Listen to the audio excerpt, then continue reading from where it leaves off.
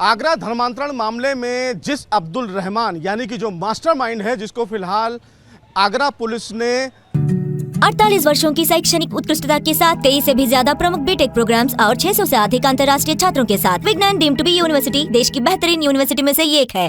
दिल्ली के मुस्तफाबाद इलाके से गिरफ्तार किया और जब ये गिरफ्तारी की गई तो उसी दौरान उस घर से रोहतक की एक लड़की भी बरामद हुई। उस लड़की को भी अब्दुल रहमान ने रेडिकलाइज किया, उसका ब्रेन वॉश किया और वो वहीं रह रही थी। ये लड़की हरियाणा के रोहतक की रहने वाली है जो गायब हो गई थी और उसकी गुमशुदगी की रिपोर्ट हरियाणा के रोहतक थाने में दर्ज कराई गई थी। उस लड़की, उस पीड़ित के पिता हमारे साथ मौजूद हैं जो खुद रोहतक से आए हैं।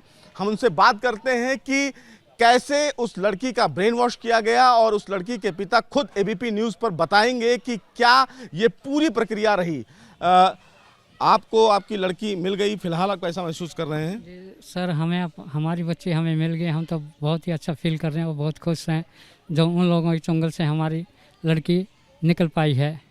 कब आपकी लड़की गायब हुई और क्या ये रहा कि कब आपने एफआईआर दर्ज की पुलिस में और कैसे हुआ सब कुछ? हमारी लड़की 12 नवंबर को घर से अपने आप ही गायब हो गई थी और 13 नवंबर को हमने उसके नज़दीकी पुलिस स्टेशन थाने में एफआईआर दर्ज करवाई।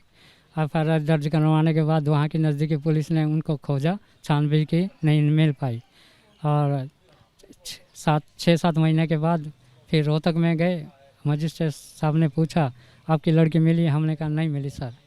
तो उसके बाद उन्होंने बोले ठीक है, हम ढूंढेंगे, कोशिश करेंगे, आप भी ढूंढना, अगर मिल जाएगी तो हमें इतला कर देना। घर में कैसे रहती थी, कैसे वो लोगों के संपर्क में आई, क्या करती थी आपकी लड़की? घर में तो बिल्कुल अपने आप को अकेला महसूस करती थी। ना तो वो टाइम से खाना खाती, ना किसी से बात करती थी और ना कभी टाइम से सोना ना उठना।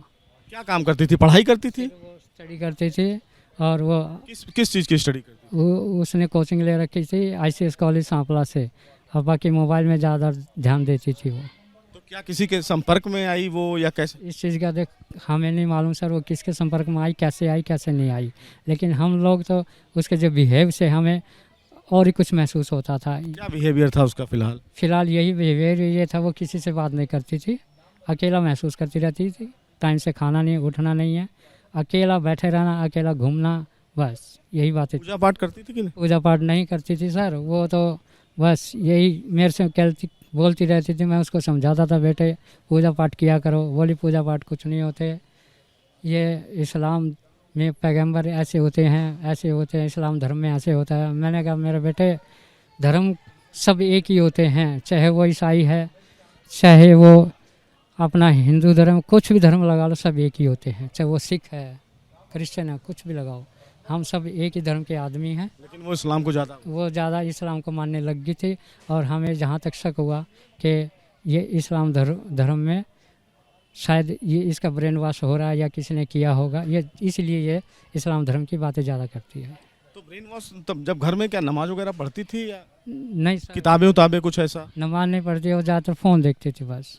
जी सर। फ़ोन पे आप लोगों ने कभी नहीं देखने की कोशिश की कि फ़ोन पे वो क्या देखती है? सर नहीं, इस चीज़ का हमें फ़ोन के बारे में हमें नॉलेज नहीं है, ना हम देखते पाते थे ये क्या देख रहा है हमारा बच्चा, क्या नहीं देख रहा, क्या हम ये सोच रहे हैं ये अपनी स्टडी कर रही होगी कुछ ना कुछ, हमें क्या पता ये क्या कर रही है, क्या नहीं देख रही। किसी ऐसे व्यक्ति से मिली हो जो उसका ब्रेन वॉश वहाँ आपके हरियाणा में नहीं सर, हमारे सामने तो मिली ना, हमें कभी इसने बताया ना, हमारे सामने कभी भी नहीं मिली, किसी से भी नहीं मिली है। अब ये नहीं पता ये कब गई कब नहीं गई, कब इसका वाश हुआ कब नहीं हुआ। घर में इस्लामिक किताब वगैरह लाती थी? अल्लाह के बारे में ज़्यादा बातें करना, या आप लोगों से भी या अपनी माताजी से भी? सर मेरे से बात करती रहती थी अल्लाह के बारे में। अच्छा। जी।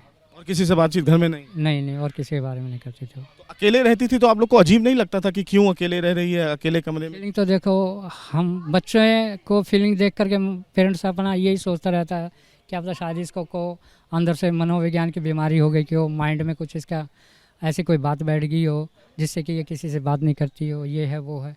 लेकिन हम सोचते थे शायद ये क्या आज नहीं तो कल सुधर जाए या इसका ये सिस्टम सही हो जाए किसी न किसी तरह से, बस। हाँ। फिर क्या हुआ, कब ये घर से निकली, किन लोगों के संपर्क में रही? ये सर 12 नवंबर से ही निकल चुकी थी, बिना किसी को बताए? बिना किसी को बताए घर से निकल गई थी, या तो इसके ऊपर प्रेशर डाला गया है किसी ने, उस प्रेशर की वजह से ये बिना बताए घर से ना तो मेरे को बताया, ना अपनी मम्मी को बताया, ना किसी को बताया। ये चुपचाप से अपना डॉक्यूमेंट ले करके अपने चली गई। ठीक है। जी फिर कैसे पता चला आपको कि आपकी लड़की? सर, हाँ, हमारे को परसों नाइट में फ़ोन आया था दीपक सर का, सीपी साहब का, और उन्होंने हमसे बोला कि आप हरियाणा से बोल रहे हो। मैंने कहा सर हाँ, मैं हरियाणा से बोल रहा हूँ। और बोले आपकी बिटिया यहाँ आगरा के थाने में है, आप एक बार आ करके सुबह हमारे से मिल लो और इसकी जो FRI दर्ज करवा रखी है इसकी कॉपी हमारे को व्हाट्सअप कर दो। हमने व्हाट्सअप कर दिया था। तो मैंने जैसे अपनी बिटिया को आगरा के थाने में देखा तो मैं तो रोने लग गया था, जिससे मैं बहुत परेशान था, और मेरी बिटिया भी रोने लग गई थी। आपको देख के? जी सर। फिर बिटिया ने बोला कि पापा मैं बहुत परेशान रही, 8-9 महीना मुझे वहाँ दिल्ली में रखा गया एक कमरे में बंद करके। कौन रखता था ये नहीं बताया? नहीं, उसका नाम नहीं बताया। और अपना बोली खाना दे देते थे। मेरे साथ 2-3 लड़कियाँ और थी, उनको भी ऐसे खाना देते थे, बस यही। क्या शादी वगैरह कर दी? उसका नाम बदल दिया? उसका नाम भी शायद बदल दिया गया था, उसकी शादी कर दी गई थी ऐसी? इस चीज़ का नहीं पता सर हमें, उसका नाम बदला या शादी करी, इस चीज़ का नहीं। और लड़की ने क्या बोला?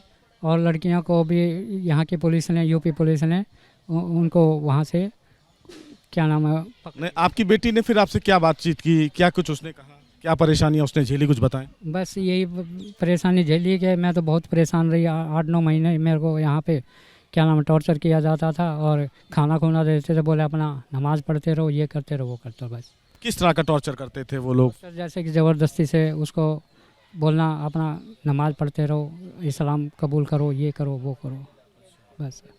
8-9 महीने बहुत परेशान रही आपकी लड़की? जी जी जी। और क्या सारी बातचीत हुई आपकी फिलहाल? नहीं, बस और तो कोई बात ही नहीं हुई हमारी बिटिया से।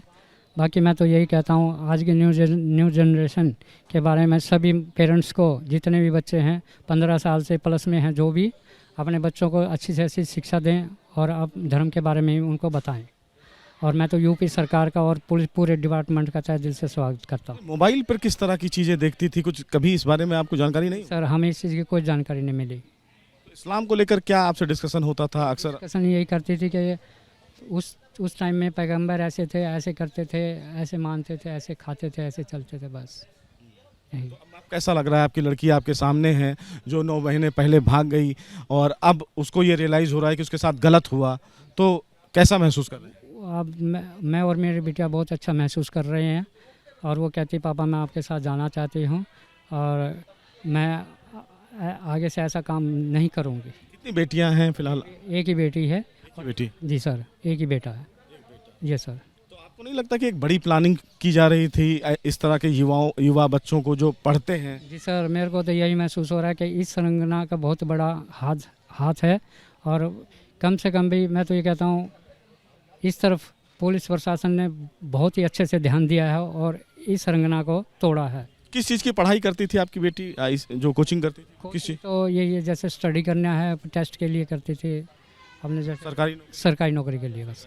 तो फिलहाल अब आपको अच्छा लग रहा है कि अपनी बेटी से अब उसको लेके आप रोहतक जाएंगे? जी सर, मैं रोहतक जाऊंगा अपनी बिटिया को लेके सर।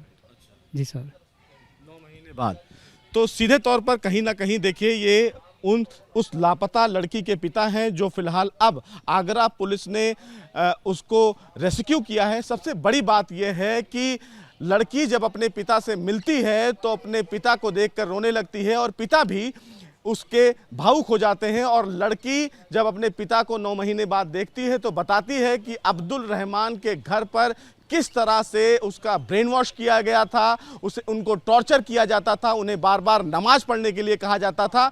तो सीधे तौर पर आगरा पुलिस की तरफ से ये एक बड़ी उपलब्धि है और अभी आगरा पुलिस इस पूरे सिंडिकेट के कड़ी को जोड़ने की कोशिश कर रही है कि आखिर अब्दुल रहमान के पीछे और कौन लोग शामिल हैं जो भारत देश में अवैध धर्मांतरण यानी कि धर्मांतरण का ये एक बड़ा घोरक धंधा चला रहे हैं।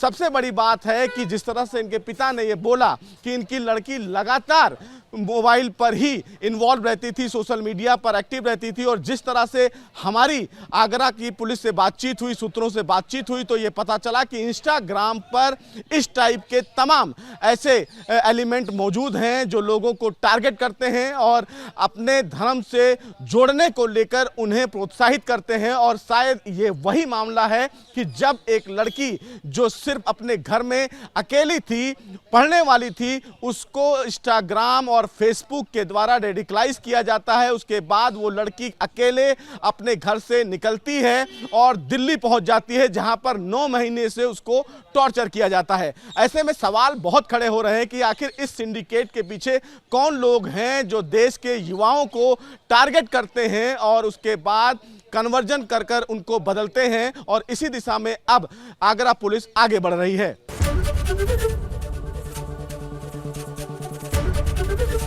एबीपी गंगा, खबर आपकी, जुबान आपकी।